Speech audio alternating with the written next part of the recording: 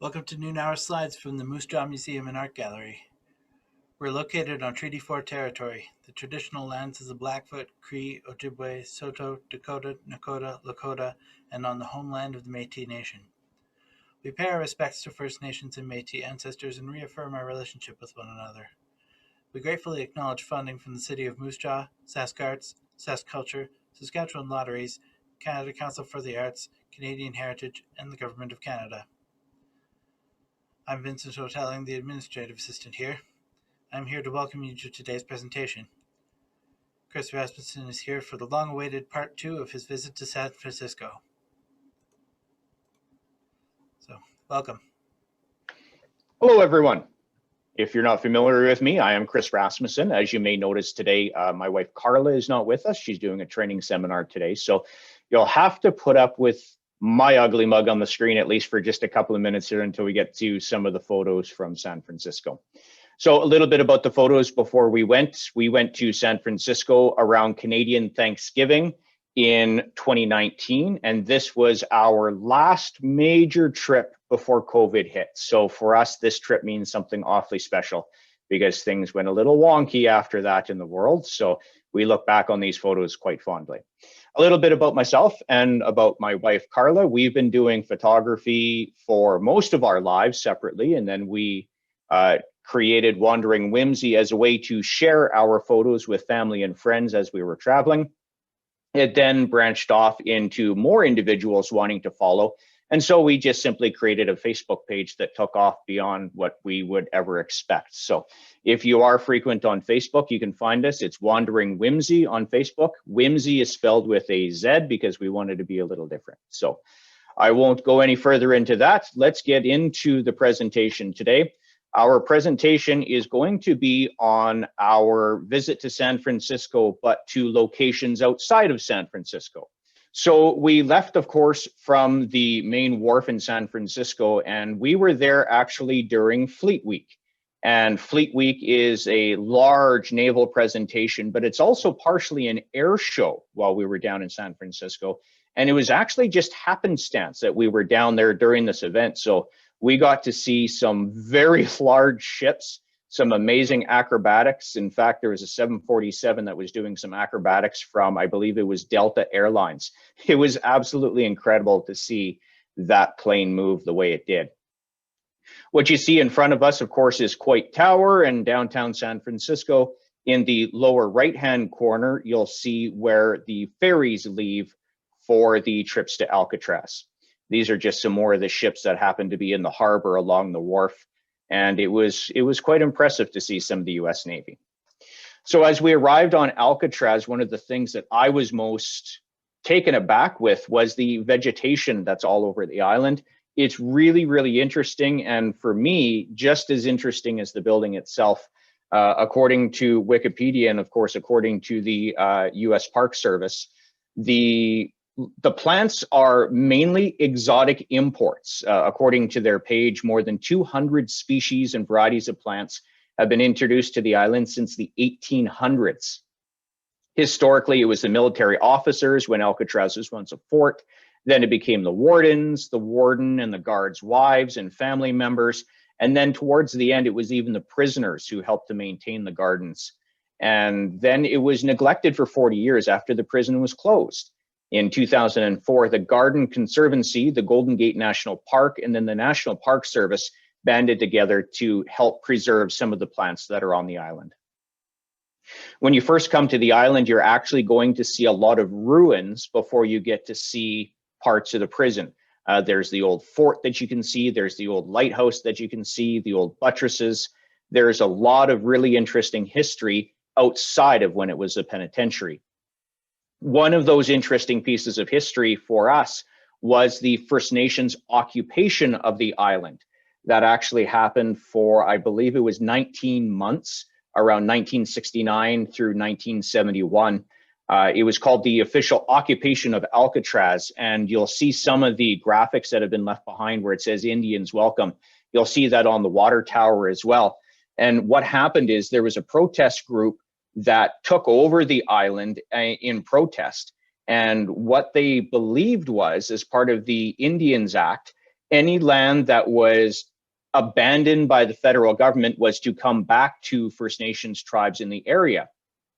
And so this band of individuals decided to take over the property, and for 19 months claimed it as their own before the army was moved in and they were forcibly removed. But what it did allow was for future conversations about how abandoned federal lands were being used and whether they should be returned to First Nations or Indian tribes that had an honest claim to that land. So it's an interesting part of the island's heritage and the island's history. When you go to the island, you are given a number of options, and one of them is to go on an audio tour. Another one is to go and see a quick opening video, or you can just explore on your own, whichever you wish. We chose to take the introductory video, which actually happens in the old fort that's on the island. And these are some of the pictures from the fort. There's different coal stoves. There's different ways that they were storing goods. And of course, this dates back far, far before this was actually a prison and when it was actually a fort for the Bay Area. Really interesting colors. And if you're familiar with our photography at all, we love to play with colors. We love to play with angles, lights, and shadows.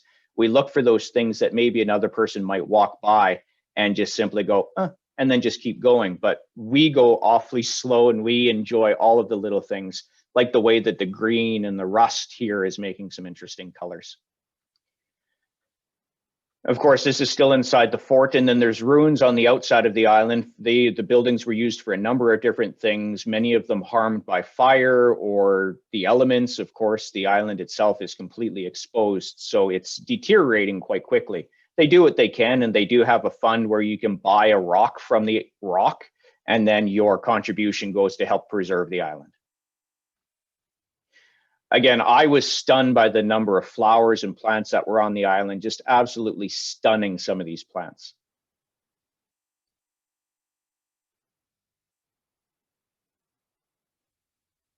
And of course, you can't help but look at the other islands that are in the area. This one, I believe, is Angel Island with the Bay Bridge in the background.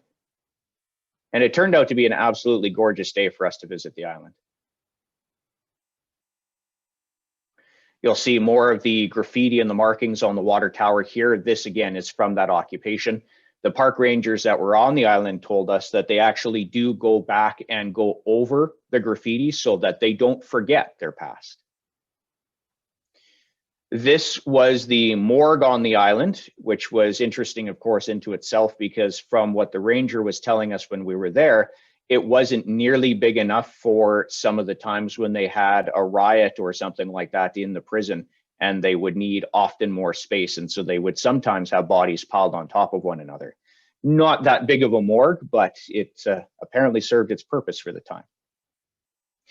We decided to wander around the outside of the island quite a bit before we went inside. And then once you do go inside, you can take the audio tour, which is quite nice. You get your listening device and you can pause and stop the recording as you go through, and you can take a longer look at some of the cells, some of the shower areas. But this would have been an area where a new prisoner was brought through and where they would have been given their kit before they were taken to their prison cell. And so they had it set up for what it would have been something like this when a prisoner came through. This is Times Square, which is in one of the main cell houses, and it's called Times Square because it was one of the only places in this cell block that had a clock. And so they called it Times Square. It was also one of the main gathering points before you went to the dining hall or maybe one of the other parts of the prison.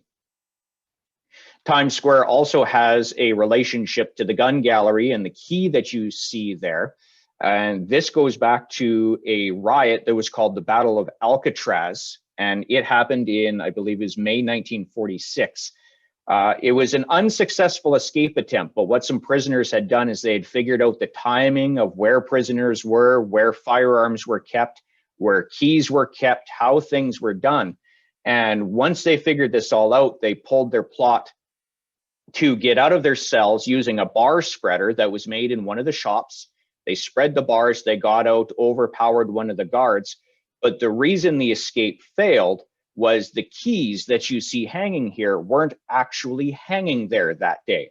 One of the guards had kept them on his person, which was actually against regulations. But the reason he had them that day is because he was going to need them multiple times over the next several minutes to the next hour or so. So he kept them just for convenience.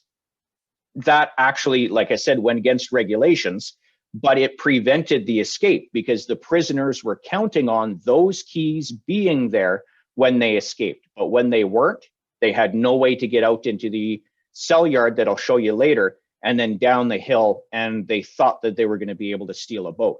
But because the keys weren't there, they couldn't get out, and it ended up turning into a multiple-day standoff that saw many people killed, many guards, many prisoners injured. And in fact, when you do go on to the tour, you can see the bar spreader here that's been set up for display, but you can actually see grenade concussion marks on some of the concrete in some of the areas when the army tried to infiltrate and take the prison back. Very, very interesting stories on the audio tour. If you do end up getting to go, take your time. There's no time frame for when you have to get out of there. Take your time. There's little things that you'll see all over the place that are really, really interesting and speak to the history of the prison. This is solitary confinement, and when you go in there, it is absolutely pitch black. You can't see your hand in front of your face. I can't imagine what it would have been like to be in there for that time. You can see in some spots where people have tried to carve their name into the concrete, and so some of those cells have the doors on the inside actually closed so that you can't change any of that, because some of it is from the prisoners themselves. This was part of the library that was just beside. These windows actually look out onto San Francisco, and according to the audio tour, some of the prisoners that were more favored by the guards would get put into this area of the prison so they had a nice view out the windows. If you were one of the nasty prisoners, you got put at the back without a view. And if you were really, really special, they would put you near a window where you could hear people having fun on the wharf, but you couldn't see them. So it was a bit of a mental mind game that was additional punishment. This, according to the tour again, was a typical one-person cell. If you were a good prisoner and you didn't cause any problems, you could have some of the creature comforts in life. Maybe it was dominoes or a painting kit, pencil crayons so that you could do some artwork. Maybe it was music. In some of the cells as well, they even had a little adapter right by the gate that could plug into radio stations. And so if you were a good prisoner, you could have a set of headphones, plug into the radio stations that were pre-approved by the prison system, and you might be able to listen to a ball game or a basketball game or a football game, or maybe it was approved music. So if you were good, you could have some creature comforts. This is a view outside, I believe, the warden's office back onto San Francisco. And again, here's another photo of San Francisco. I quite like how the streets lined up in this photo for us. One of the light towers outside of the guard's office, or pardon me, the warden's office again. And then we went back inside to check out the common areas that were in the prison. And this was the kitchen and a typical menu for some of the prisoners. They could have cereals, there was steamed wheat, a scrambled egg, fresh milk, some stewed fruit, toast, bread, butter, and coffee. This was the eating area there. The area was used in a number of fights, of course. Common areas often are in prisons, but you may recognize some of these areas from the movie The Rock or Escape from Alcatraz, Birdman of Alcatraz. There were a number of movies filmed on the island itself. The prison itself closed, as you can see, March 21st, 1963, and the last prisoner was Frank Weatherman. Some more shots from the outside. And of course, connections to Moose Jaw, right? Al Capone. And they've changed up the tour quite a bit. There was one time where you could go see Al Capone's prison cell, the way it was set up when he lived there. Rumors abound that he used to have a couch and he used to have a Tiffany lamp and he used to have a lot of other things that the other prisoners couldn't have, but they've since taken that apart. And the one ranger that we spoke with on the tour said that the area Al Capone most spent his time in was actually in the infirmary because he was quite sick when he had gotten there. We're going to the outside now, and this is the rec yard. So if we take a look at this photo here, you'll see the stairs that are going up in the far side there. Those stairs actually go to what was Times Square that we saw in that previous photo there when I was telling the story about the prison escape. And had the prisoners gotten the keys, they would have been able to go out these doors, down these steps, and then come across the prison yard here to this door. This is the door that they were trying to get to, because it will actually take you down another set of stairs that leads you to the outside. And down these stairs here, apparently according to the explanation that was on the recorded tour, is there was sometimes a guard boat down by this rocked encroachment here so that they could do patrols on the island. And this is where the prisoners were hoping to get to. For the tours nowadays, though, there is a great walking path that takes you around the outside of the island and allows you to see all of these amazing plants that are there. Again, there's over 200 species. Many of them are exotic that can't grow anywhere else in America. So it's really, really interesting to take your time and go through and see some of these amazing plants. And then, of course, you get a different view of San Francisco when you take this tour and you go around the outside. For us on this day, it was actually quite quiet on this part. It seemed like everybody else was staying inside, where we took the walking path around and saw some really neat views of the area. This one is looking back on the Golden Gate Bridge and Sausolito. Again, more of the plants. This was the little box you see on the right, the little building. That was one of the guard areas for the camp to keep an idea of what movements were going on the island, who was moving around, but it gave them a break from the weather maybe when they were on patrol. Some more, again, of just the amazing plants that were around. We seemed to get a good day when everything was nice and bright and things were flowering. You'll see a bunch of debris all around the island as well. Many of it is from old buildings that have just been pushed over and left. They want to keep as much of it on the island as possible just for that fact that it was part of Alcatraz. So they've been leaving many of these pieces here. And of course, nature always finds a way, right? And some of the outcroppings and cliffs and things like that. So that is Alcatraz. Alrighty, let's continue and we'll go to Muir Beach now. And so Muir Beach is an area that is over on the Muir Headlands and by the Muir Woods. And it's a drive across the Golden Gate Bridge. And so we thought, why not rent a car and go do some exploring on the other side of the bay? This ended up being our only foggy day in San Francisco, which was a little disappointing to me because I had heard so many things about Carl the Fog. And yes, Carl is the name of the fog. And there is an individual with a Twitter account that does some posts for Carl the Fog every once in a while. And so we had some fun with that while we were down in San Francisco as well, tweeting back and forth with Carl the Fog. So this was the foggiest day that we saw. In fact, really the only foggy day that we saw. This should be looking at the Golden Gate Bridge, but because the fog is so thick, you can't see it from the yacht club. This is from the vehicle driving across, and even in the vehicle, the fog is quite thick, even on the bridge. And it was quite the experience to drive across and all of a sudden see one of the pillars from the bridge appear out of the fog.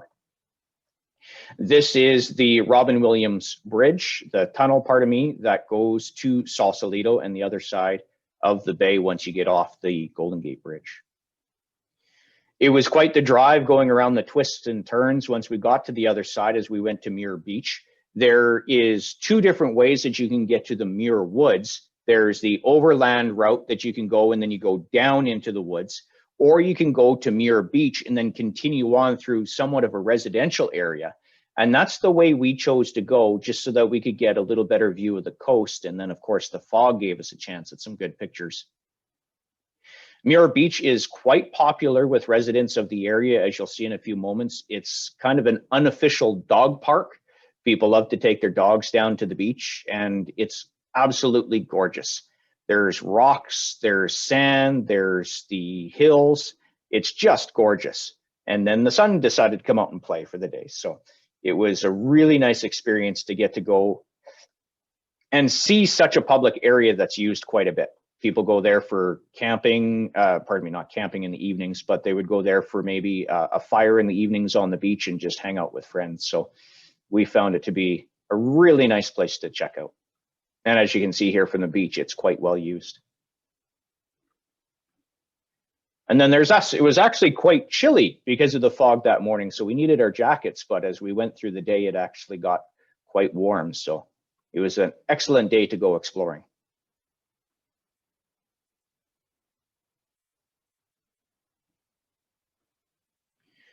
Muir Woods was next on our adventure, and the Muir Woods National Monument is a place that is extremely popular. And so if you decide to go, we would highly recommend that you book yourself a time to go.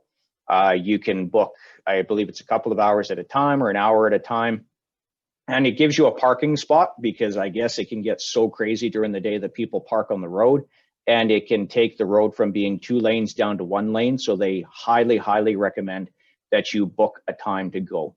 We quite enjoyed going, I think it was about 10 o'clock, 11 o'clock in the morning, and it gave us an opportunity to get there when there wasn't a lot of people, and then the sun was coming up and playing in the trees.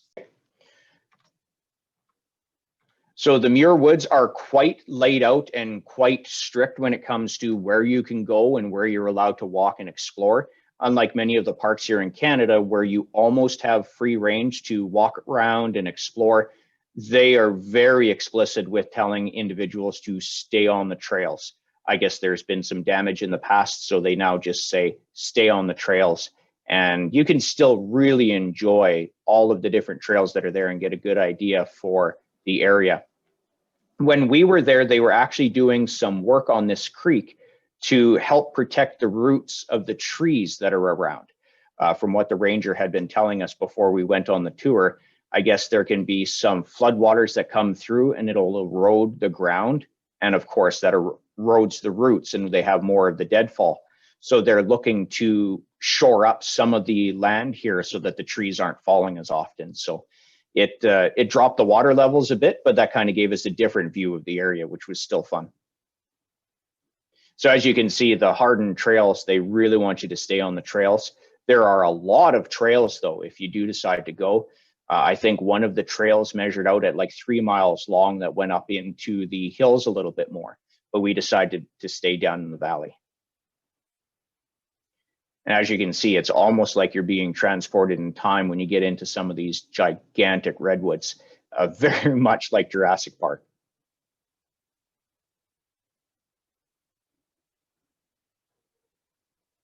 And the nice thing about after you go to the Muir Woods and the Muir Beach, you can come up out of the valley and then look back at where you were. And you can just see how expansive this valley is and just how big some of those trees are.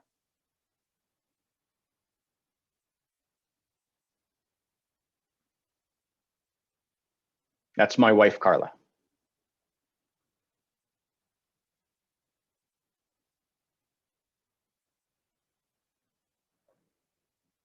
And please, if you have any questions, please don't hesitate to ask. I can't see the chat function right now while I'm doing the slideshow presentation. So if you do have a question, please don't hesitate to ask.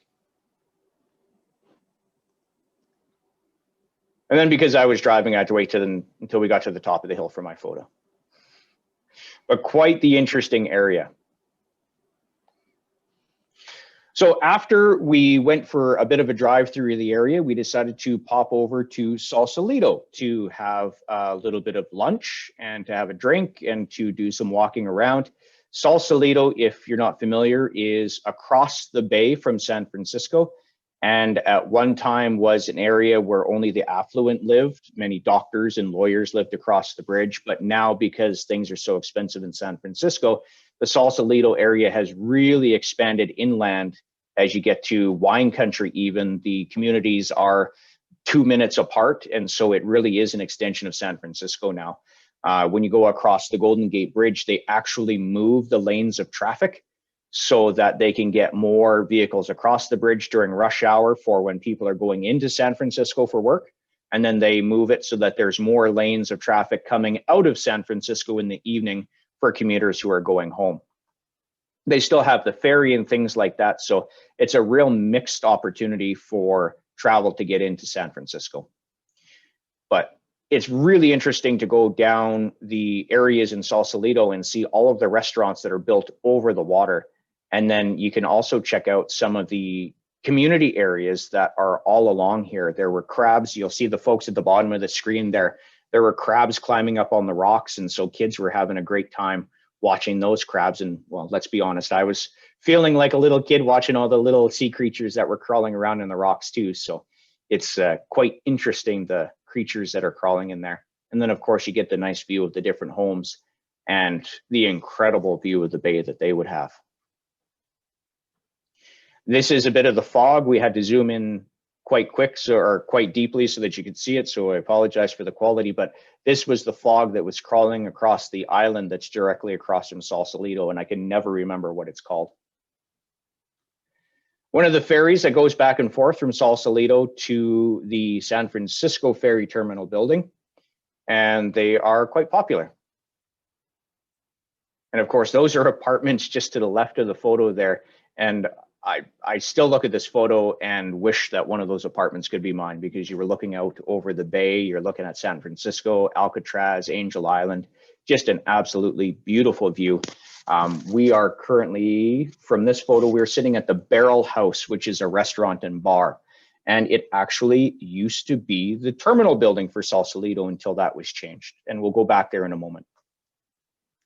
Some more of the homes and the stores that are there.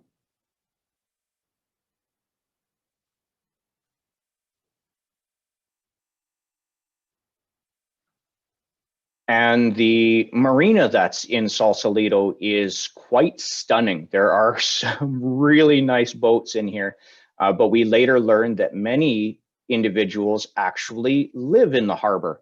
There are some really nice houseboats that are here. There are some floating homes that are here as well. And it's quite the community, I guess. It depends on what you're looking for. As you can see here, here's some of the homes that are up on the stilts out on the dock. And you can have a boat that just underneath your ladder, and that's how you commute. And I guess some people do that to get back and forth to San Francisco. But just another shot of the hills and the homes that are behind. And again, here's another one of the homes that's down in the marina area. This one is actually just amongst the boats that are there. It's out in the open water, and it's quite interesting to see them. More of the interesting shops that are down the main street in Sausolito. And then this is the Barrel House, as I had mentioned. This used to be the ferry terminal building for Sausolito, and it's now been turned into an absolutely stunning restaurant. And there's a patio that extends out over the water. And if you're lucky enough to get a spot there, I would highly recommend sitting out on the patio, because the seagulls and the other creatures that are in the water and on the water will come around and visit you. They're, I guess, quite used to getting French fries from some of the customers. But here's the bar and kitchen area that's inside. And of course, called the Barrel House because of the shape of the roof. Gorgeous fireplace and sitting area that overlooks one of the main intersections there in Sausolito. Not too many people inside. Everybody wanted to be out on side on the deck, so we had to wait a little bit for our turn, but we ended up getting out onto the deck, and we're glad we did. As you can see, Carl, the fog's still over the mountain, or pardon me, the mountain, the little hill that's across there in the bay. And they've got an interesting selection of food on the menu. Great burgers, great pub food, cheese boards and sausages, all done in-house.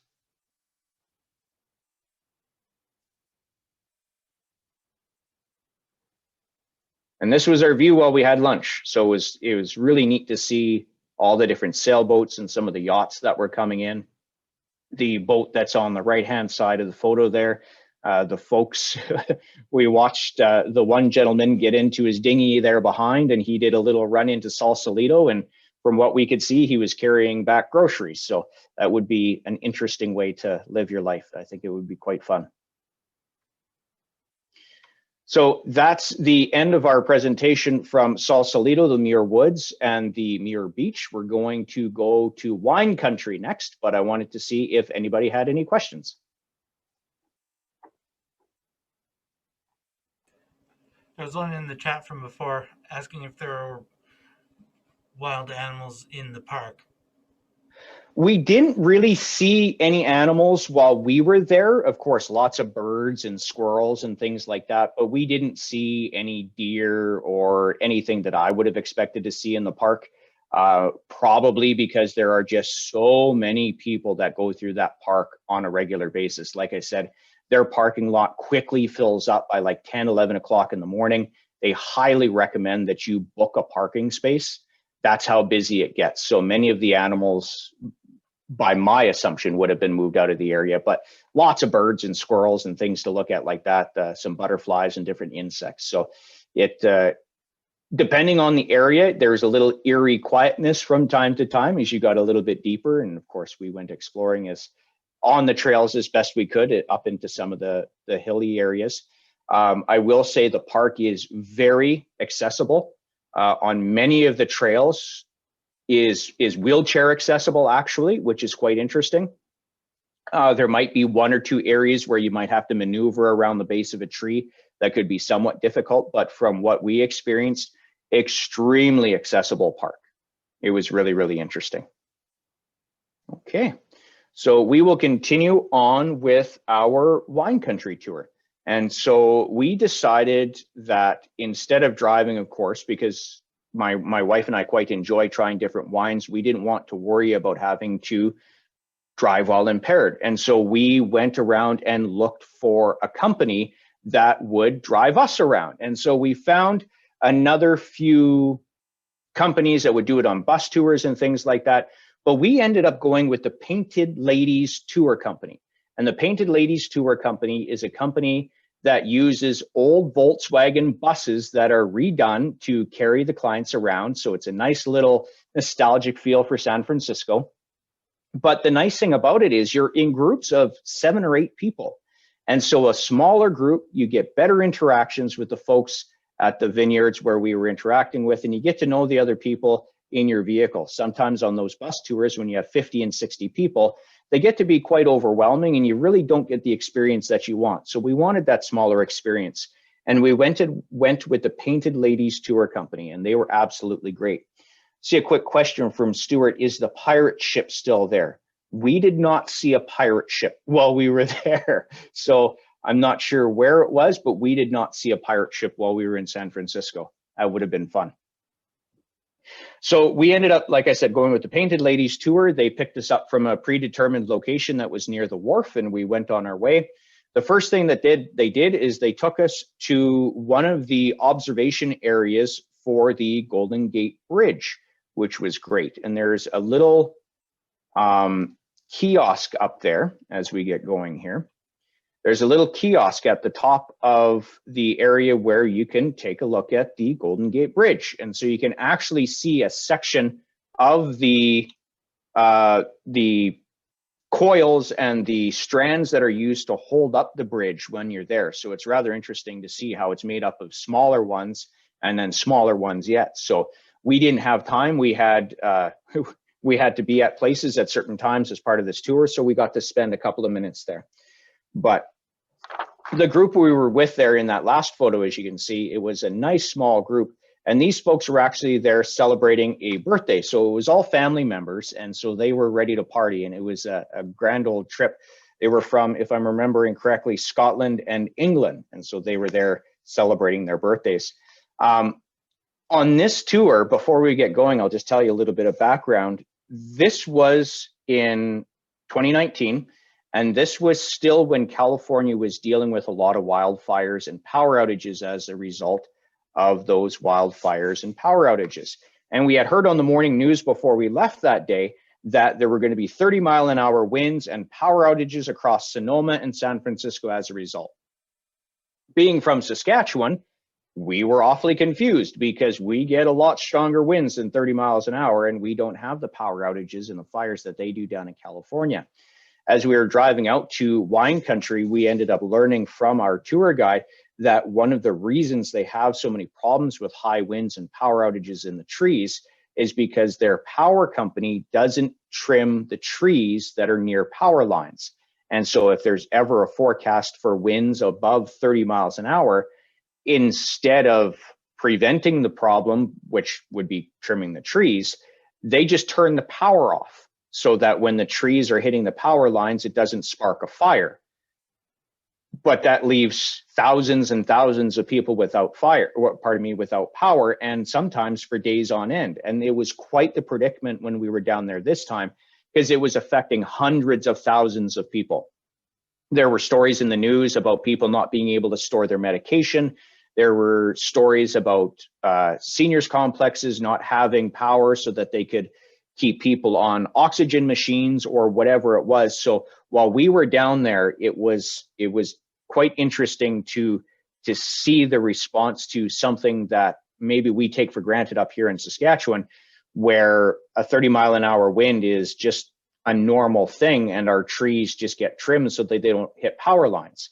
But of course, now that's turned into a bigger story where the power company is actually being sued. They've gone bankrupt. They were apparently the cause of one of the biggest fires in California history because they weren't trimming trees.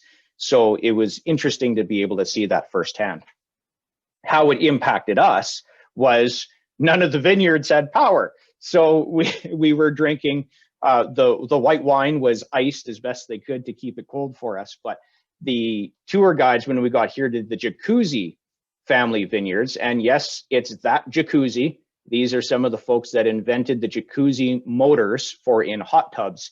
And the family has expanded their operations to now include a vineyard as well. So that was really nice to see this vineyard. It's absolutely gorgeous. But when we got there, they apologized. This would normally be where they were doing the wine tasting, would be in this room here with these gorgeous marble statues. But because they didn't have power, they didn't want to do it here so that we could see the wine better. So we decided to do it outside, which was just fine because it was a gorgeous day.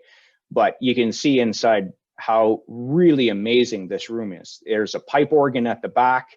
They use this for weddings and family gatherings. They use it for large corporate events. It's a stunning property, and we would absolutely recommend checking out the Jacuzzi family vineyards. They make some phenomenal wines, something for everybody. And then just the way that they treated us while there is something to be commended for. These here you'll see down the front entrance, and they're supposed to be wine bottles, but they hadn't been trimmed yet. They'd been trimmed back in the spring, but not yet again in the fall. So I thought that was quite interesting as well. And then this is your view from their patio terrace. So this was our wine tasting. We were able to try several different types of wine that they make there. One of my favorites that they make is a Moscato. Very, very tasty. Serve it as cold as you can. And it's just absolutely delicious. They treated us even better because we had some birthday people in our party, as I mentioned, from that family that was with us. And so they gave us a few extra tastings that we weren't supposed to have. And then they brought out an ice wine for us as well. So we were treated very nicely when we were at Jacuzzi.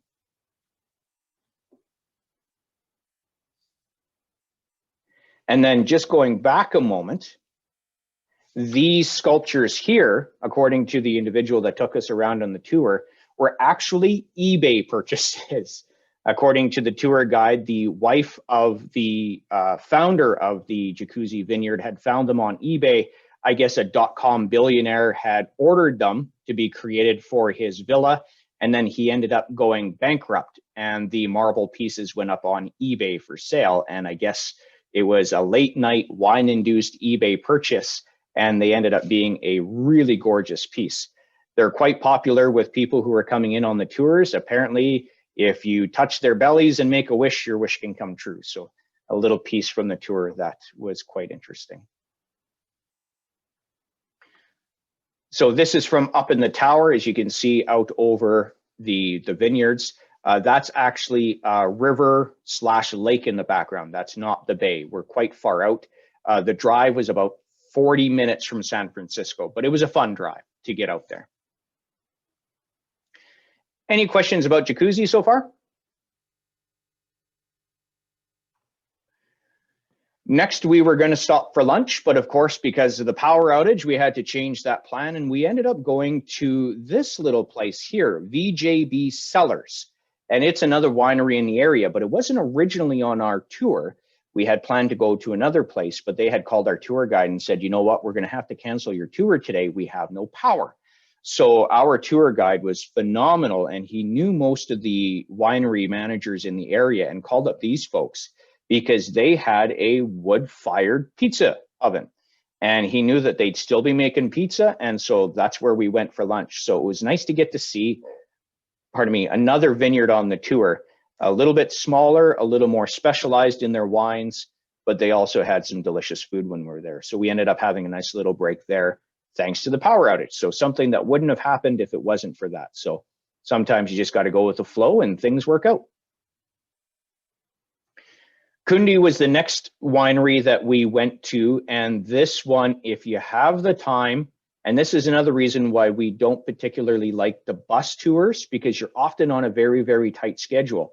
With these smaller tours, if you ask and you talk to your tour guides, you can often get them to delay things a little bit or give you a chance to explore a little bit more. And this was the exterior of Kundi. It was absolutely gorgeous. They were doing harvest at the time for some grapes, so we didn't get to actually go into some of the caves that they have. But they do have wine caves on their property that have been used for, I guess, a couple of hundred years to store their wine. But around their property, they have this moat, I guess it is, with all of these different sitting areas. So you can sit out and enjoy the water, enjoy the sun, you can enjoy their fountains, you can enjoy the plants that they have growing. So it's a really interesting place if you can find the extra time to walk around the property. This was our mode of transportation for the day, and each one of the vehicles has a name, and for the life of me, I can't remember the name of ours, but they all have different names like Peach and Dot and things like that. So it's a fun tour company if you get a chance. They also do tours of San Francisco. They're starting to do bike tours from what I understand. They're starting to do some Segway tours if you're adventurous like that. I don't know that I'd be riding an electric scooter on the hills of San Francisco. I'm a klutz when it comes to that type of stuff. So I'd probably end up falling under one of the cable cars or something like that. But if I would highly recommend Painted Ladies if you do get a chance to go. So this is more from the inside of that winery. Absolutely gorgeous tasting area inside. Skylights, they had a backup generator that was running to provide with a bit of light and to keep the wine cold. So this was an awfully nice place to stop as well. Of course, with these smaller tours, you get a lot of fun. And so as we got going and got into the wine and got to know each other a little better, we started to have sing-alongs as we went. And so our driver had made a playlist of songs that were specific to San Francisco or mentioned San Francisco. So it ended up being just an absolutely great tour. And this was our final stop on the tour, was the Moscardini family vineyard. They also make sausage here, and their sausage, their cured sausages, their cured meats are to die for. One of the gentlemen on the tour bought a bag full of chubs of sausage, and his wife said to him, "We fly out of here in 5 days. You can't take that with us." And he said, "Don't worry, it won't make it 3 days." The sausage and the different meats that they made were so delicious. One thing that this particular vineyard does that maybe nobody else does right now, because it's not too terribly popular, is they make grappa. And grappa is made from the cast-offs when you make wine. So you can use the skins, the seeds, you can use the pulp, and you use all those different pieces, and it gives you another batch of something that you can potentially sell from what would normally be scraps. Of course, in Italy and in Spain and many of the countries that make something similar to grappa, this is their hard alcohol, similar to whiskey or vodka or rum. It's their hard alcohol. And this one rang in at, I believe it was 60%. But the smell of it was just absolutely amazing. It smelled just of grapes. but it didn't taste of grapes, it tasted of fire. It was such a high alcohol content that was quite strong, but I do enjoy grappa, but that stuff I'd have to water it down just a little bit to have any more of that. But that ends our presentation for San Francisco. I hope you enjoyed it. And I'm here for any other questions. If you have anything, I'm more than willing to talk about some of the other things that we did on our tour, how we set up some of these things, some suggestions if you would like me to make one or two, as I have floaties in the air here at the office. So yeah, if you have any questions, please use the chat function or crack your mic, and I'll do what I can to help you out.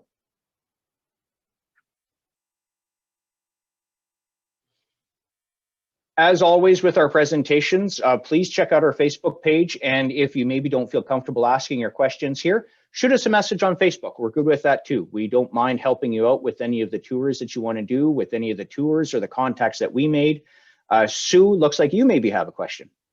Yeah, I just wanted the name of your Facebook page again. So it's Wandering Whimsy, and Whimsy is spelled with a Z. If you open up the chat function at the bottom of your screen, I believe Vincent posted it in there, a link to our page. Okay. So if you, okay. But if not, it's just Wandering Whimsy, Whimsy with a Z, and you can check things out on there, and you might find some of our other San Francisco photos on there if you want to check that out. And there was a lot of them. We ended up being there for 10 days, and it was great. Stuart. Pirate ship at Fisherman's Wharf. I didn't see it, and we were down at Fisherman's Wharf every day, so I don't know if something's changed or maybe if it just wasn't there while we were there. And thank you so much for all the nice comments in the chat. I'm glad you enjoyed the images. It was, like I said, this was one of, or the last trip that we were able to do before COVID hit. So it's a special one for us. And it's one that we look back on fondly just because it was that last international trip we got to do before COVID. And hopefully we can get back real soon because we got to do a ton of stuff while we were down there and can't wait to get back. Thank you, Chris. It really brought memories back because I was in San Francisco. I think I was talking to Carla about some of the things that you were doing, and the winery tour was fantastic. We did take a tour ourselves because the police are definitely watching that area closely, and wish I would have spent more time staying in that area, but yeah. Yeah, and that's why we went with the Painted Ladies tour, because actually when we were doing our research, that was one of the things that they were upfront about. And they said, if you want to spend a little more time here, if you want to spend a little more less time here, or whatever it was, their driver was completely flexible. And I'm pretty sure we were at least an hour and a half, 2 hours over our time frame for what we allotted. And he didn't care. He was having fun. He enjoyed the day. He was out in the sunshine, because when we started the tour with all the power outages that were being reported in the news, he honestly wasn't sure what we would get to do. So I think he was pretty happy that we got to do what we did and had a blast doing it. How many wineries did you end up going to? We ended up going to 4. So we ended up going to Jacuzzi, Kundi, that VJH Cellars, and then the Moscardini, I think is how you say it. Those are the 4 we ended up going to. I think Jacuzzi was the only one that was originally on our list, because you can choose the list of the wineries that you go to. Maybe you prefer a Merlot, maybe you prefer a Cabernet Sauvignon, or maybe you're into more of the crisper whites or something like that. So you can pick your tour based on the wines that you like. Carla and I seem to like almost everything when it comes to wines, so we just chose one that had some interesting wineries. And that kind of got blown up with the power outages. So we ended up just going with the flow, and we wouldn't have changed a thing. It was absolutely perfect. And it was all because of our tour guide. Yeah, fantastic. Well, thank you very much for sharing those beautiful pictures. Well, thanks so much for having us again. And just one last time, Wandering Whimsy on Facebook, if you want to check out some of the other photos from San Francisco. We also have all of our photos from like the last 5 or 6 years on there. So if you're feeling bored one weekend and you want to have a little virtual tour of the world, please don't hesitate to check out our page. And like I said, if you have any questions about any of the places we've been to, or you have questions at a place that you'd like to go to and maybe we've been to, we would be more than happy to give you some recommendations on how to book things, how to or who to talk to when you do those. Of course, things will be a little different now with COVID, but we enjoy helping folks out with that type of stuff. So thanks so much, everyone. Yeah, thanks for coming. Thanks for having us.